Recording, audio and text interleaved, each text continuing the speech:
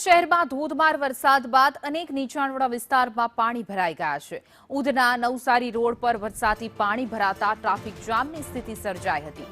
પાણી ભરાવાને કારણે અનેક વાહનો રસ્તા પર જ બંધ પડી ગયા હતા, જેના કારણે વાહન ચાલકોને ભારે મુશ્કેલીનો સામનો કરવો પડ્યો। વરસાદ બાદ ફરી એકવાર પાલિકા તંત્રની પ્રી મોન્સૂન કામગીરીના દાવા પોકળ સાબિત થયા છે। આ સુરતના દ્રશ્યો કે જ્યાં ફરી એક વખત પાણી ભરાવાની સમસ્યાનું નિર્માણ થયું છે। તંત્રના મોટા દાવા ફરી એક વખત ધોવાઈ ગયા છે। થોડા સમય પહેલા ખાડીપુરના દ્રશ્યો હજુ ભૂલાયા નથી, ત્યાં ફરી મેઘરાજાએ પધરામણી કરી અને ફરી પાણી ભરાવાની સમસ્યા યથાવત જોવા મળી રહી છે।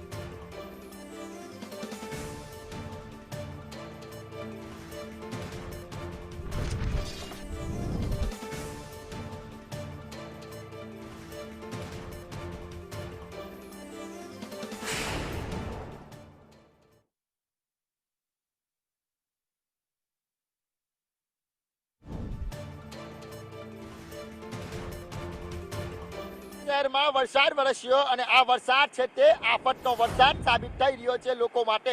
અત્યારે આપણે સુરતના ઉધના સચિન રોડ પર છે, જોઈ શકાય છે કે દર વર્ષની જેમ આ વર્ષે પણ પાણી ભરાવાની સમસ્યા છે તે યથાવત છે। આ જે રોડ છે તે શહેર અને ગ્રામ્ય માર્ગને જોડતો મુખ્ય માર્ગ છે, હાઈવેને પણ જોડતો માર્ગ છે। હજારો વાહન ચાલકો છે તે અહીંથી પસાર થતા હોય છે, પરંતુ છેલ્લા કેટલાક કલાકથી અહીં પાણી ભરાવાની સમસ્યા છે તે યથાવત છે।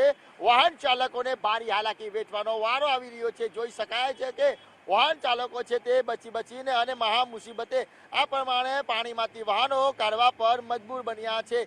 જે રીતના સુરત મહાનગરપાલિકા તરફથી આ વખતે પ્રી મોન્સૂનના કામગીરીના દાવા કર્યા હતા કે આ વખતે પાણી નહીં ભરાય, પરંતુ પરિસ્થિતિ બિલકુલ વિપરીત જોવા મળી હતી। પહેલા ખાડીપુરના કારણે લોકો હેરાન પરેશાન થયા હતા, હવે ઠેર ઠેર શહેરમાં પાણી ભરાવાના લીધે લોકોને ભારે હાલાકી વેઠવાનો વારો આવી રહ્યો છે। ખાસ કરીને વાત કરીએ તો વેસુ વીઆઈપી રોડ હોય કે પછી ઉધના મગદલા રોડ હોય, તમામ વિસ્તારની અંદર અત્યારે આ પ્રમાણે પાણી ભરાવાની સમસ્યા છે તે દેખાઈ રહી છે। એટલે સુરત શહેરમાં જે પ્રમાણે વરસાદ વરસ્યો છે તે આફતનો વરસાદ છે તે ક્યાંક ને ક્યાંક સાબિત થયો છે। અત્યારે સુરતના અનેક જગ્યા પર આ રીતના પાણી ભરાવાની સમસ્યા છે તે જોવા મળી રહી છે। કેમેરા પર્સન ભૂષણ ચૌધરી સાથે મનીષ પરમાર, સંદેશ ન્યૂઝ, સુરત।